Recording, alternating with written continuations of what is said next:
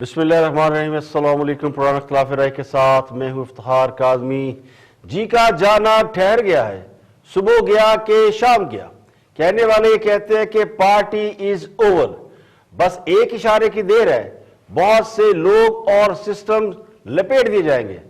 लेकिन इसमें कितनी हकीकत है और क्या यह हकीकत है भी या नहीं, या माज ख्याली पुलाव पकाए जा रहे हैं। लेकिन हालात वाकयात को अगर बारीक बीनी से देखा जाए तो हुकूमत के हालात खराब है, इस बात से इनकार नहीं किया जा सकता। बल्कि खुले बंदो इस बात का बहुत से लोग इकरार कर रहे हैं कि हाँ साहब अब लाडले नहीं रहे, उनके सर से दस्ते शफकत हटा लिया गया है। हुकूमत जिन बैसाखियों के सहारे खड़ी है वो बैसाखियां लरज रही हैं। अभी बैसाखियां मौजूद हैं लेकिन बैसाखियां लड़खड़ा रही हैं। जिनके आसरे पे हुकूमत चल रही थी वो भी अपना वकार संजीदगी से बहाल करने में ज्यादा संजीदा नजर आते हैं। वो भी ये समझते हैं, यानी वो लोग जो खान साहब को लेकर आए थे वो ये समझते हैं कि खान साहब ने पीछे लग के या खान साहब के चक्कर में पहले से बहुत ज्यादा बदनामी हो चुकी है, तो अब इस बदनामी को खत्म करने का वक्त आ गया है। बहुत से लोग ये समझते हैं कि ये सब कुछ टोपी ड्रामा है, हुकूमत कहीं नहीं जा रही। लेकिन लोग ये मानते हैं, ये बात सभी तजिया निगार, पॉलिटिकल एनालिस्ट या खुद हुकूमत के अंदर लोग या सियासी पंडित जिनका भी आप नाम ले लें, सबको इस बात का इल्म हो चुका है कि अक्टूबर के अवाइल में शुरू होने वाले एक बहुत बड़े तनाजे ने, जो तनाजा किसी और ने नहीं पैदा किया था, वो आ बैल मुझे मार वाला काम खुद खान साहब ने किया था। तो ये तनाजा खुद खान साहब ने खड़ा किया। उस तनाजे के बाद से खान साहब के लिए बहुत ज्यादा मुश्किलात पैदा हो गई हैं। खान साहब का ख्याल ये था कि वो ये मामला करके, यानी ये खुद को एक बड़ा स्टैंड लेने वाला लीडर साबित करके और ये साबित करके प्राइम मिनिस्टर बहुत ज्यादा इख्तियारात का मालिक होता है, वो डमी प्राइम मिनिस्टर नहीं है। उन्होंने एक दाव खेला था, लेकिन मुझे लगता है उनकी टाइमिंग भी गलत हो गई है और उनके अंदाजे भी गलत हो गए। तो उसके बाद से उनके लिए बहुत ज्यादा मुश्किलात पैदा हो चुकी है। उनका वो मंसूबा बैकफायर कर चुका है। लेकिन चूंकि खान साहब है, हार मानने के लिए तैयार नहीं है, तो वो और ज्यादा उस मामले को हल करने की बजाय खराब करते जा रहे हैं। लेकिन उनके लिए जो मुश्किलात पैदा हो रही हैं वो लोग पैदा नहीं कर रहे जिनको इस काम में बड़ा माहिर समझा जाता है। उन्होंने तो सिर्फ ये काम किया कि जरा हथ खिंच लिया।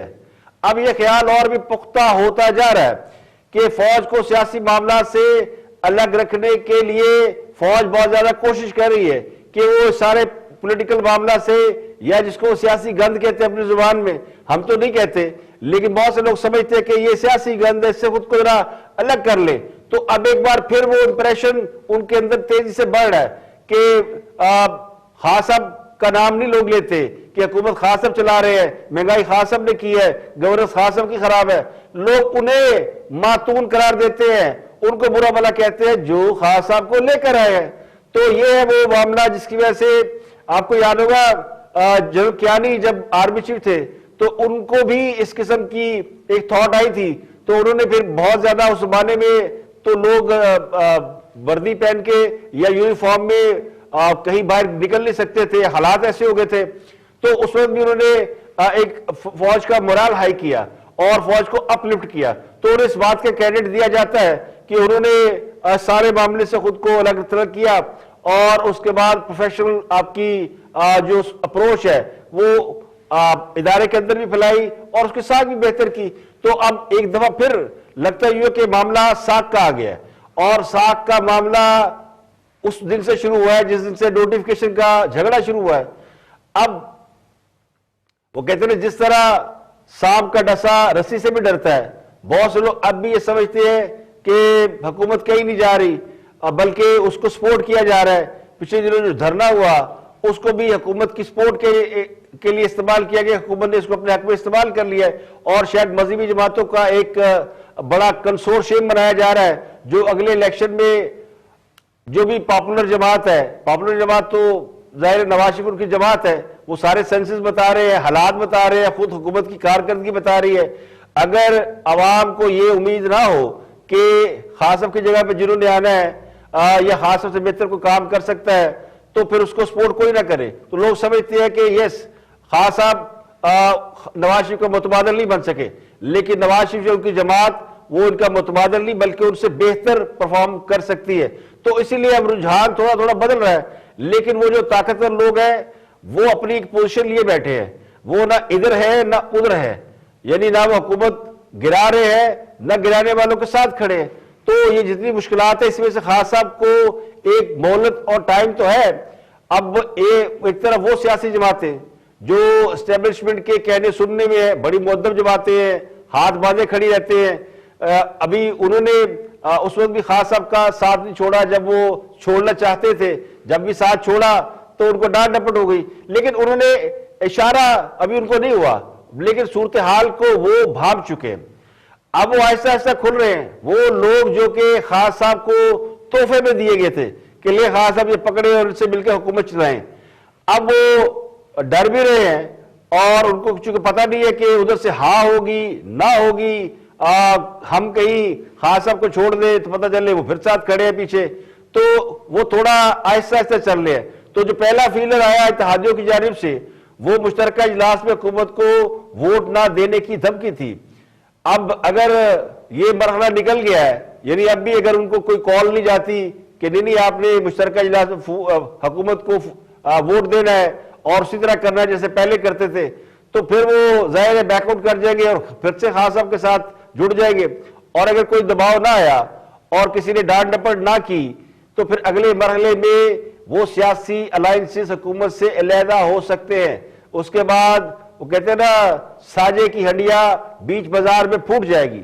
अब दूसरी तरफ खास साहब के जो करीबी हल्के हैं वो ये समझ रहे हैं, वो ये ज्यूम कर रहे हैं, जैसे उन्होंने ये ज्यूम किया था कि खास साहब तब्दीली लेके आएंगे, तो वो अब भी ये ज्यूम कर रहे हैं कि खास साहब बड़ी कैलकुलेटेड लड़ाई लड़ रहे हैं, बड़ा सोच समझ के लड़ रहे हैं। उन्हें अंदाजा है कि उनके इकदाम के नतीजे में क्या कुछ हो सकता है। अब वो ये लड़ाई लड़ने के बाद एक बार फिर हीरो साबित हो जाएंगे और वो कौम जाहिर है वो समझेगी कि बड़ा जबरदस्त लीडर है जिसने वो काम कर दिया जो उससे पहले वाले लोग नहीं कर सके। लेकिन जरा ये कहते हैं कि खास साहब कोशिश ये कर रहे हैं कि जो भी डिफरेंसेस ऑफ ओपिनियन आए थे उसके जरिए में कोई ऐसा रिएक्शन आ जाता जिसे वो इस्तेमाल कर सकते हैं, लेकिन वो कहते हैं ना नामुराद ही रहता है। तो हुकूमत और अपोजिशन दोनों खास साहब की ये ख्वाहिश पूरी करने के लिए तैयार नहीं है, लेकिन दोनों इस बात के इंतजार में है, हुकूमत भी और अपोजिशन भी, कि एस्टेब्लिशमेंट अपना वजन किसके पलड़े में डालती है। और खास साहब की कोशिश ये है कि इंतखाबात से कबल या उस वक्त से कबल जब असम्बलियां तोड़ दी जाए ऐसी कानून साजी कर जाए जो उनको इलेक्शन में कामयाबी दिला सके। तो इसीलिए हुकूमत ने पार्लियामेंट का मुश्तरका इजलास जल्दी जल्दी बुलाया, लेकिन वो भी हंडिया बीच चुनाव फूट चुकी है। खास साहब को उनकी इंटेलिजेंस एजेंसियां ये खबरें दे रही हैं कि हुकूमत कानून साजी में कामयाब नहीं हो सकेगी। बहुत से लोग जो है वो जहाज से छलांगे लगाने के लिए तैयार है, कोरम पूरा ये नहीं, वो जो हुकूमत नंबर पूरा करना चाहती है, नंबर गेम, उसे मार खा जाएगी। लेकिन इसके बावजूद कि हुकूमत के पास नंबर गेम नहीं है, और ये बात अपोजिशन को भी मालूम है, ये बात सबको मालूम है कि खास साहब को पार्लियामेंट के अंदर अक्सरियत नजर नहीं आती, इसके बावजूद अपोजिशन ना तहरीक अदम एतमाद ला रही है ना -1 फार्मूले पे काम हो रहा है। तो ये बड़ी लोगों के लिए एक तशवीश की बात है कि एक तरफ हुकूमत जाती हुई नजर आती है, लेकिन दूसरी तरफ जिन्होंने आना है वो आते हुए क्यों नजर नहीं आते। तो मेरा ख्याल ये है, ये मेरा तजिया है कि नवाज शरीफ उनके साथी समझते हैं या उनके करीबी लोग या उनकी जो क़यादत है नून लीग की, वो ये समझती है कि उन्होंने एस्टेब्लिशमेंट को एक बंद गली में फंसा दिया है। अब एस्टेब्लिशमेंट को या तो अपोजिशन की मदद चाहिए होगी कि या फिर वो अपोजिशन की वो बात मान लेंगे कि वो इलेक्शन प्रोसेस से खुद को अलग थलग कर लेंगे। तो इस मरहले पे आ गई है। तो ये अब फैसला उन्होंने करना है कि वो राइट होते हैं या लेफ्ट होते हैं, या फिर से खास साहब के साथ खड़े हो जाते हैं, या फिर नून लीग के साथ खड़े हो जाते हैं, या खुद को अलग थलग कर लेते हैं। तो अगर वो खुद को इससे अलग थलग कर लेते हैं तो फिर तो अपोजिशन का काम हो गया, और फिर खास साहब के लिए बड़ा मुश्किल है कि वो कानून साजी भी कर सके। तो खास साहब दबाव में आएंगे तो उनके पास अब ये चॉइस भी नहीं कि फौरी तौर पर वो इंतखाबात में चले जाए, असम्बलियां तोड़ दे। तो अब खास साहब की कोशिश ये है कि जो बाकी मानदा साल 1.5 साल है वो अपोजिशन के साथ कोई अलायंस कर लिया जाए। ये है सबसे बड़ी खबर कि अब हुकूमत ढूंढ रही है अपोजिशन के साथ मामला तय करने के रास्ते, और अपोजिशन भी उन्हें हल्का हल्का हाथ पकड़ा रही है कि आ जाए। यानी अब बीच में से वो जो अंपायर, वो उंगली, वो इशारा, वो खुद को अलग कर चुका है और अब मामला सियासी कुव्वतों के दरमियान, यानी मैच अब उनके दरमियान शुरू होना है। तो इसीलिए मुत्तहिदा अपोजिशन ने एक तरफ एक और काम कर रही है, वो चेयरमैन सेनेट सादिक सजरानी के खिलाफ तहरीक अदम एतमाद लाने के लिए मशवरे कर रही है। सलाह मशवरे शुरू हो गए कि क्या चेक किया जाए कि सेनेट के चेयरमैन के खिलाफ तहरीक अदम एतमाद लाई जाए, क्योंकि हुकूमत और उसके इत्तेहादी सेनेट में अकलियत में है। अब भी हुकूमत के पास 42 वोट हैं, जबकि सेनेट में अपोजिशन जमातों को 50 से ज्यादा अरकान की हमायत हासिल है। और ये उन दिनों की बात है जब खान साहब को बहुत से लोगों की हमायत हासिल थी, तो फिर अपोजिशन के वोट भी हुकूमत के बैलेट बॉक्स से निकले थे। सादिक सजरानी साहब जीत गए थे, लेकिन अब सादिक सजरानी साहब का ग्रुप बलूचिस्तान में हार चुका है। अब ये भी एक नई बात आई है कि सेनेट में एक दिलावर खान ग्रुप है, वो भी अपोजिशन के साथ अटैच हो चुका है। तो ये बहुत बड़ी तब्दीली है जिसके ऊपर हुकूमत, जिसके ऊपर अपोजिशन उसको टेस्ट कर सकती है, लेकिन वो अभी बड़े फूंक फूंक के कदम रख रही है। वो मैंने कहा सांप का डसा वो रस्सी से भी जब वो डरता है, तो अपोजिशन अभी थोड़ी सी कंफ्यूज इस मामले में। पिछले दिनों जो जाम कमाल के खिलाफ उनकी अपनी जमात के लोगों ने तहरीक अदम एतमाद पेश करने की कोशिश की थी और जाम कमाल साहब भाग गए थे क्योंकि उन्हें पता लग गया था कि वो नहीं रहेंगे। कुछ इसी किस्म की सूरत हाल खान साहब के साथ भी हो सकती है कि खान साहब या तो खुद वो कहते ना वो वाला एक्ट करें, असम्बलियां तोड़े और नए इलेक्शन में जाए, या फिर खान साहब वेट करें कि कोई आए और उनके ऊपर कोई उनको निकाले या फायर करे। तो दोनों सूरतों में खास साहब ये समझते हैं कि जो मिसकैलकुलेशन उनसे हो गई है वो तो हो गई है, लेकिन अब वो इस इंतजार में कि एक बार फिर कि आ बैल मुझे मार, लेकिन वो ये भी कोशिश कर रहे हैं कि उनसे जो बैकफायर हो गया है उसको किसी तरीके से सॉर्ट आउट कर ले, लेकिन उन अगले हाथ फड़ाने तैयार नहीं।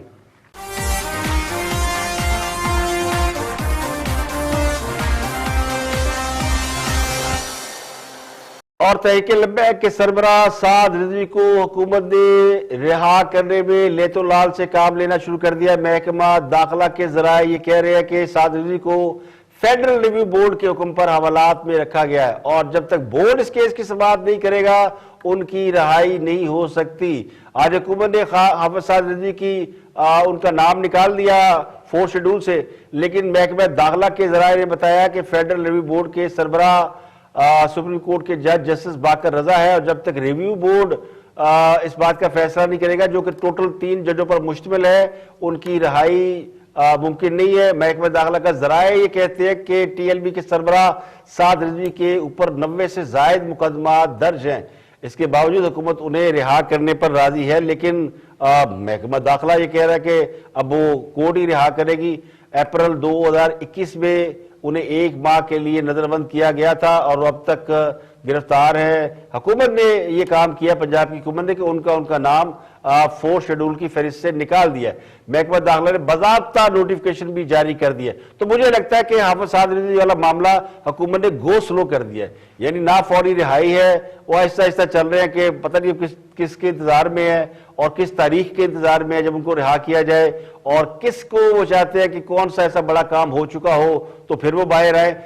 टीएलपी के मजीद 487 अफराद के नाम भी 4 शेड्यूल से निकाल दिए गए। अब तक 570 अफराद के नाम 4 शेड्यूल की फहरिस्त से निकाले जा चुके हैं। ये तमाम नाम मुतलका जिला की पुलिस रिपोर्ट पर एक्शन लेते हुए 4 शेड्यूल की फहरिस्त से खारिज किए गए हैं। पुलिस ने बताया कि इनके नाम निकालने ये लोग बेकसूर है। पुलिस की रिपोर्ट है, इससे इस फहरिस्त को भी अब अपडेट कर दिया गया है। फेडरल गवर्नमेंट ने इस तंजीम से पाबंदी हटाने के बाद पंजाब हुकूमत से बाकायदा राय तलब की थी, जिस पर पंजाब काबीना को थ्रू सर्कुलेशन समरी पर मंजूरी लेने का फैसला किया गया और पंजाब काबीना के 18 वज़रा ने टीएलपी पर आयद पाबंदी हटाने की सिफारिश कर दी थी। पंजाब हुकूमत ने उसके बाद 570 अफराद के नाम निकाल दिए और 2100 से ज्यादा गिरफ्तार अफराद को रिहा भी किया गया है। और इसके अलावा तहरीक लब्बैक को कालअदम तंजीमों को फहरिस्त से भी खारिज किया गया है और उसके बाद तहरीक लब्बैक को आजादाना तौर पर हर किस्म की सरगर्मियां जारी रखने का भी उनको इजाजत दी गई है और ये सरगर्मियां सियासी सरगर्मियां जारी रखने की इजाजत दी गई है। अब इसमें एक दिलचस्प पहलू ये कि जैसे ही फैसला हुआ था कालेधन तंजीमों के यानी TDLP के नाम से कालेधन का हटाने का फैसला हुआ था, उसके बाद बहुत सी कालेधन तंजीमों ने कहा था हमारा भी नाम हटाए, हमारा क्या कसूर है, वो अचानक खामोश हो गई। अब वो खामोश हो गई है, उन्हें खामोश करा दिया गया है, उन्हें शटअप कॉल दी गई है, प्यार से समझाया गया है, या वो खुद ही बैकआउट कर गए हैं। बड़े बड़े लोग थे जिनके जो हमारा क्या कसूर है जनाब, हमारा भी नाम हटाएं। MKM ने भी शिकायत की थी जाके, जब वो मिले थे अस्करी क़यादत से, उन्होंने कहा था हमारा क्या कसूर है, हमारे दफ्तर खोले जाए, उनको भी उसको शटअप कॉल दी गई थी। तो TLP के अलावा जितने लोग हैं, जितनी तंजीमें हैं, उनको उस तरह की पजीराई नहीं मिली जिस तरह की पजीराई तहरीक लब्बैक पाकिस्तान को मिली है, और अब उनको एक और मिलने जा रहा है। लेकिन उसमें भी हुकूमत यानी जल्दबाजी का मुजाहरा नहीं कर रही और मामले को आहिस्ता आहिस्ता आहिस्ता लेके चल रही है। तो अब वो जो मामला है ना, वो अब उसको पता नहीं किन मतलूबा मकासद के लिए इस कदर लटकाया जा रहा है। ये आने वाले दिनों में पता चल जाएगा, कोई बड़ा ही मकसद है जिसकी वजह से ये मामला अभी पेचीदा होता जा रहा है। यहाँ पे लेकिन एक ब्रेक, और ब्रेक के बाद वापस आएंगे और भी हम मौजूद आपके साथ शेयर करेंगे। हमारे साथ रहिएगा।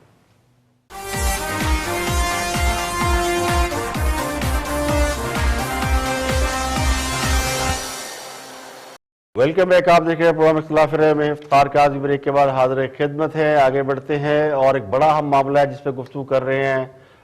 इन्वेस्टिगेशन रिपोर्टर, इन्वेस्टिगेटिव रिपोर्टर हैं सार अब्बासी, व्लॉग भी करते हैं। आप देखते हैं कि वो क्या फरमाते हैं। Watch this. उनकी बिना पे कि प्राइम मिनिस्टर साहब अनाउंस कर रहे हैं, जोराना है, सारे मेंबर्स मौजूद हैं, लाइव जा रहा है, कोई थोड़ी देर गुजरती है, फवाद चौधरी साहब कहते हैं जी मौखर हो गया।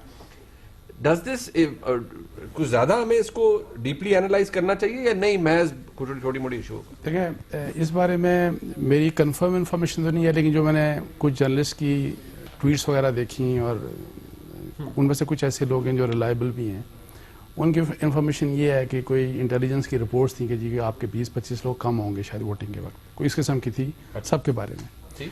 लेकिन मेरी ज़ाती राय में देखें, जो इवेंट्स हुए ना अक्टूबर में इस मुल्क में जो इवेंट्स हुए, उसके बाद PTI की गवर्नमेंट के वो हालात नहीं है जो पहले थे।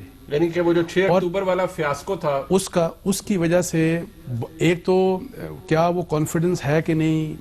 अच्छा, इसके अलावा जो एलाइज हैं इनके जितने भी हैं, मतलब है कि वो आपको पता है कि वो अगर इस किस्म की बात करते हैं, और PMLQ ने भी बात की और MKM ने भी बात की, तो अब वो जो एक फैक्टर है जो बड़ा इंपॉर्टेंट फैक्टर रहा पाकिस्तान PTI के लिए all during the last 3 years, वो बहुत बड़ी सपोर्ट थी डेफिनेटली इनके लिए। तो अगर वो फैक्टर इस तरह से न्यूट्रल हुआ, जो कि न्यूट्रल वैसे आइडियली सबके लिए होना चाहिए, इस लिहाज से सबके लिए होना चाहिए, अगर इनके लिए न्यूट्रल हो गया और टेलीफोन कॉल सिर्फ आ रही हैं गवर्नमेंट के मेंबर्स को, और मेरा ख्याल है कि भाई साहब कह रहे हैं वो जो कह रहे हैं भाई साहब, और वो मेरा ख्याल है शायद IB की तरफ से आ रही है, मेरा जो ख्याल है कि वो वहाँ से आ रही है। आप अपने तजर्बे की रोशनी में कह रहे हैं। जी बिल्कुल।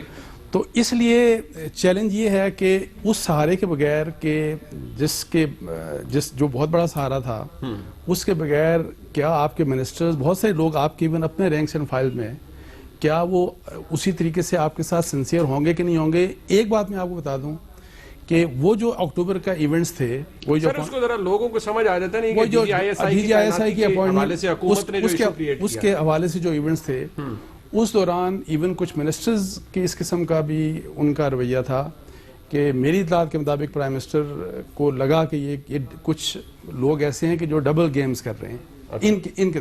सो ये एक ज़ाहिर एक चैलेंज है। अब ये है कि खुद प्योर पॉलिटिक्स आपने करनी है, आपकी अपने लोग कितने आपके साथ। हाँ साहब, उनके जासूस ये नहीं बताते कि मुल्क में महंगाई हो गई है, उनको ये नहीं बताते कि मुल्क में बेरोजगारी बढ़ गई है, उनको ये नहीं बताते कि डॉलर जो है वो चढ़ता जा रहा है और रुपया गिरता जा रहा है। उनके जासूस ये नहीं बताते कि पाकिस्तानियों का क्या हाल है और पाकिस्तानी अवाम उनके बारे में क्या सोचते हैं। लेकिन प्राइम मिनिस्टर अपने इत्तेहादियों की जासूसी करा रहे हैं, बल्कि उस हर शख्स पर नजर रखी जा रही है जिसके बारे में खास साहब को ये शुबा है कि वो विकेट के दोनों जानब खेल रहा है। और ऐसे लोगों की तादाद कोई 2-4 नहीं, 8-10 नहीं, बल्कि 2-3 दर्जन है। इसी की वजह से तो कौमी असम्बली का मुश्तरका इजलास मुलतवी किया गया। तो ये बड़ी वजह थी जो खुल के सामने आई है कि हुकूमत के इत्तेहादी उनसे नाराज हैं, उनको इस बात पर यानी बहाना क्या लगाया गया है कि जनाब आपने मैं बताया क्यों नहीं कि आप ईवीएम मशीन का से वोटिंग कराना चाहते हैं, नैब चेयरमैन का इख्तियारात को आगे पीछे करना चाहते हैं। यानी वो बहाना इस तरह का है कि आटा गूंदी हिल्दी क्यों नहीं, तो आटा गूंदी हिल्दी क्यों है। बंदा पूछे कि पहले हुकूमत ने इत्तेहादियों को कौन सी बात पर एतमाद में लिया था, तो पहले भी हुकूमत ने कभी इत्तेहादियों को नहीं पूछा, बड़े बड़े फैसले हुए। अब पहले और अब में फर्क ये है कि पहले कहीं ना कहीं से कोई इशारा था और इत्तेहादी साथ खड़े थे। अब इत्तेहादियों को इल्म हो गया कि गल मुक गई है, अब ऊपर से बारिश के कतरे पड़ रहे हैं और किसी वक्त खास अब गीले हो सकते हैं, अब बारिश ज्यादा हो गई तो इत्तेहादी भी फिसल जाएंगे। तो लगता यूं है कि इस मामले में खास अब थोड़ी टेक्निकल गलती कर गए। अगर वो उस लड़ाई झगड़े से पहले कानून साजी कर लेते तो शायद इत्तेहादी बिला चूचरा उनकी बात मान लेते। अब तो कहते ना कि ट्रेन हैज गॉन, गाड़ी स्टेशन छोड़ गई है, तो अब इत्तेहादी दोबारा उस गाड़ी पर उस वक्त तक सवार नहीं हो सकते जब तक उन्हें जबरदस्ती सवार ना कराया जाए। आप कुछ दोस्तों की बात करते हैं, गुफ्तगू कर रहे हैं, जिस तरह खास साहब के हालात बदल गए हैं, इस तरह उनके हमायती तजिया निगारों के भी हालात ही नहीं बदले, ख्यालात भी बदल गए। वॉच दिस टर्म्स की मैं बात कर रहा हूं। और कायनात की बनी नौ इंसान की तारीख की सबसे बड़ी मिसाल फतह मक्का। हमारे हुजूर ने हजरत अमीर हमजा जैसे अपने बहुत ही अजीज भाई भी, दोस्त भी, रिश्तेदार भी और पता नहीं क्या कुछ, मोहसिन भी, उनके कातिल वहशी के साथ क्या सलूक किया। हालांकि मिलता ही कुछ नहीं था आपस में, उसको भी कहा जा। अच्छा, हिंद के साथ क्या किया, जिसे हमारे यहां जाहिल हिंदा कहते हैं। हिंदा कोई लफ्ज नहीं है और हिंद आज भी अरब वर्ल्ड में बड़ा पॉपुलर जनाना नाम है। हिंद के साथ क्या किया, वहशी को ज्यादा से ज्यादा यह कहा कि भाई अवॉइड करना मेरे सामने आने से, तुम्हें देख के मेरे जख्म हरे हो जाएंगे, मुझे अपने शहीद चचा अमीर हमजा याद आएंगे। तो इस तरह नहीं होती दुनिया। रेफरेंडम किन से कराना है, जिनको न सही की तमीज है ना गलत की तमीज है, न स्याह का पता है न सफेद का पता है, दिन रात 24 घंटे फिरते रोटी रोटी रोटी, वो बताएंगे रेफरेंडम में क्या करना चाहिए। जज्बाती कौम है, जाने दें। ये तो वो बेवकूफ हैं कि भुट्टो ने जब वो बांग्लादेश को रिकॉग्नाइज किया तो निकल आए थे लल्लू पंजू बार, बांग्लादेश नामंजूर। वो ऐसी तैसी तुम्हारी नामंजूर। अब कह रहे हो ना इजराइल नामंजूर, तो किए रखो, आपकी मंजूरी चाहिए उनको। ठीक है, डिप्लोमेसी और बसीरत और बसारत और चीज है, फरासत और चीज है, और हुक्म है मोमिन की फरासत से डरो।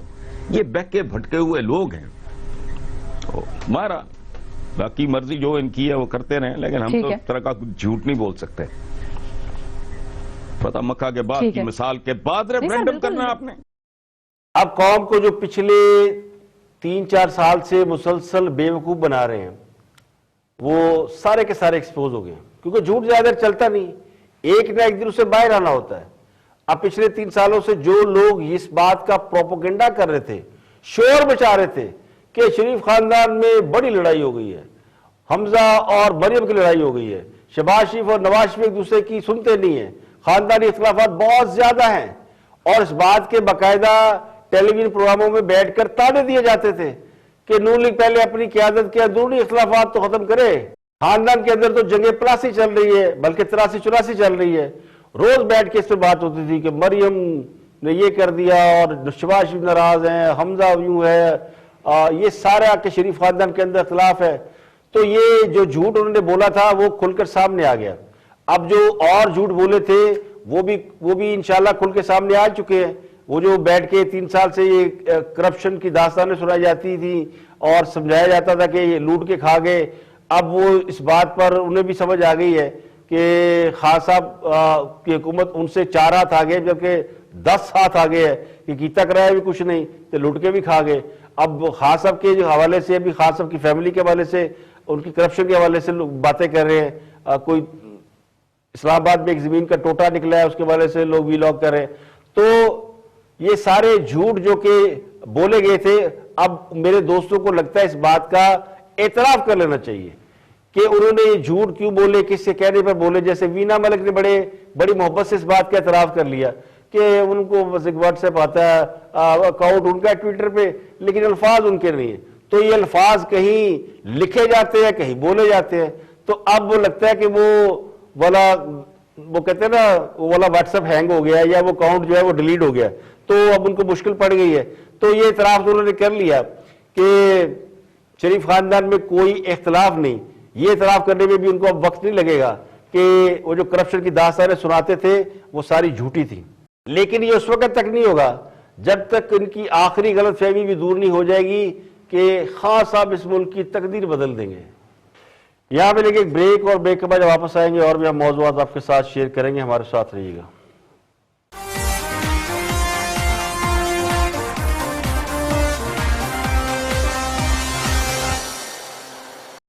Welcome back. आप देख रहे हैं प्रोग्राम इख्तिलाफ राय में इफ्तिखार काज़मी। और डॉलर कभी नीचे जाता है, कभी ऊपर जाता है। आज डॉलर फिर एक बार मुसलसल इजाफे की जानिब जा रहा है और ज़राए कहते हैं कि डॉलर में एक रोज के दौरान ₹1.26 मजीद में उसमें इजाफा हुआ है। कल भी डॉलर में ₹2 इजाफा हुआ था, तो डॉलर एक बार फिर 177 के फिगर को छू रहा है। तो रुपए की बेकदरी का तसलसल जारी है। पिछले दिनों खान साहब सऊदी अरब गए थे और सऊदी अरब से एक बड़ा पैकेज लेकर आए थे और खान साहब ने कहा बस अरबों डॉलर आ रहे हैं और हमारे अकाउंट में जैसे ही आएंगे $3 अरब और उसके बाद डॉलर की रेल पे हो जाएगी। तो उनके इस बयान के बाद, हुकूमत के इस कॉन्फ्रेंस के बाद डॉलर एकदम रिवर्स हुआ था और 170 पे ऑलमोस्ट चला गया था या 169 पे गया था, राउंड अबाउट है, नॉट एग्जैक्ट फिगर। अब स्टेट बैंक ऑफ पाकिस्तान की जो वेबसाइट है उस पर उन्होंने बताया कि इंटरबैंक में रुपए के मुकाबले में अमेरिकी डॉलर कीमत में ₹1.26 इजाफा हुआ है और कीमत ₹172.93 से बढ़कर ₹174.19 हो गई है। ये इंटरबैंक है और ओपन मार्केट में इससे कहीं ज्यादा, ओपन मार्केट में 177 के चला गया। तो रवा माली साल में डॉलर 10.6% महंगा हुआ है। और आपको एक और बात बताएं, ये जो आए थे ना 200-300 अरब रुपए की चोरी पकड़ने, उन्होंने डॉलर की कदर गिरा कर कर्जों के बोझ में 1800 अरब रुपए का इजाफा कर दिया है। दूसरी तरफ ओपन मार्केट में डॉलर मुसलसल फ्लैक्चुएट कर रहा है और वो 177 का हो गया है। और रवा माली साल में ओपन मार्केट में डॉलर तकरीबन ₹18.50 महंगा हुआ है। आज सोने के रेट भी बढ़ गए हैं। दूसरी तरफ ये मुल्क में जो गैर यकीनी सियासी सूरत हाल है इसने ज्यादा प्रॉब्लम किया है। और हमें जो खबर सुनाई जा रही थी कि बस IMF से मामला तय हो गए हैं और $1 अरब मिलने वाला है, जिसके लिए बिजली भी महंगी की जा रही थी और ₹3 बिजली पिछले दिन महंगी हुई और चीनी भी बढ़ रही, पेट्रोल की कीमत बढ़ाई अब और बढ़ रही है। सुना है, मुझे नॉट एग्जैक्टली इल्म नहीं है, लेकिन लोग कह रहे हैं 10-11 रुपए और बढ़ेगी। अभी मुझे इसके बारे में कंफर्म नहीं है, लेकिन जो कराइन है, जो इशारे हैं, वो बता रहे हैं कि जनाब ये बढ़ेगी। और IMF आपको $1 अरब भी नहीं दे रहा है। डेडलॉक है और लोगों अमरीका ना पंगे। और IMF कौन है? अमेरिका का पिट्ठू है। और जब तक अमेरिका नहीं कहेगा आपको डॉलर नहीं मिलेंगे। जब अमेरिका के साथ वो अमेरिका के कहने सुनने में चल रहे थे तो डॉलरों की बारिश हो रही थी। ये IMF जिससे जान छुड़ाने के लिए नवाज शरीफ ने चाइना के साथ CPEC किया था। आपने फिर घुस गए अमेरिका के अंदर और अमेरिका को जनाब सलूट मारे। और अब अमेरिका अफगानिस्तान से मार खा के गया है तो वो अपने जख्म चाटता फिर रहा है। तो आपको IMF में भी लटकाया हुआ है, पैसे देने भी नहीं है, नहीं भी देने, देने भी नहीं है, नहीं भी देने, सऊदी अरब से डॉलर आने भी है, नहीं भी आने। तो उसकी वजह से भी सूरत हाल खराब है। और फिर जो मुल्क में सबसे बड़ा प्रॉब्लम हो गया वो हो गया मुल्क की सियासी सूरत हाल, जो कि हुकूमत ने खुद खराब की, उससे कंट्रोल नहीं हो रही। और उसका नतीजा ये है कि महंगाई का तो छोड़े, महंगाई का मैं आपको बता देता हूं, हुकूमत ने बहुत बड़ा काम किया है। वो जो रोज ये समझते हैं महंगाई इसलिए हो रही है कि हुकूमत का एक इदारा है, वफाकी इदारा शुमारियात, वो चूंकि रोज बता देता है कि किसकी कीमत में कितना इजाफा हुआ, तो लोग उस पर बड़ी बात करते हैं, वरना लोगों को पता नहीं चले महंगाई है कि नहीं। तो उस पर पाबंदी लगा दी गई है। वो अब रोजाना की रिपोर्ट जारी नहीं कर सकता, वो महीने बाद जारी करेगा। ये है जनाब, यानी आप हकायक छुपाने के लिए कि लोगों को पता ना चले। आपका जो फेडरल शुमार वो है वफाकी दर शुमारियात जो बताता है कि कौन सी चीज कितनी महंगी हुई कितनी सस्ती हुई, जिससे लोगों फ्लैक्चुएशन का पता चलता है। तो आपने उसको बैन कर दिया, तो आप समझते हैं कि लोग आंखों में पट्टी बांध ले। तो महंगाई तो लोगों की रगों में सरायत कर चुकी है। आप पूछे लोगों से कि क्या हाल है, और ये उन्हीं की दुआएं हैं कि आज एक बड़ी मजबूत हुकूमत जो एक पेज पे थी, अब वो उनका पेज आधा आधा होके हवा में लहरा रहा है और किसी वक्त उसका एक हिस्सा तो फट के गिर ही जाएगा। आज के लिए इतना ही। कल फिर हाजिर होंगे मजीद खबरों तबसरों तजीयों के साथ। प्रोग्राम इख्तिलाफ राय से इफ्तिखार काज़मी को इजाजत दे। अपना गर्दनवा के लोगों का बहुत ख्याल रखिएगा।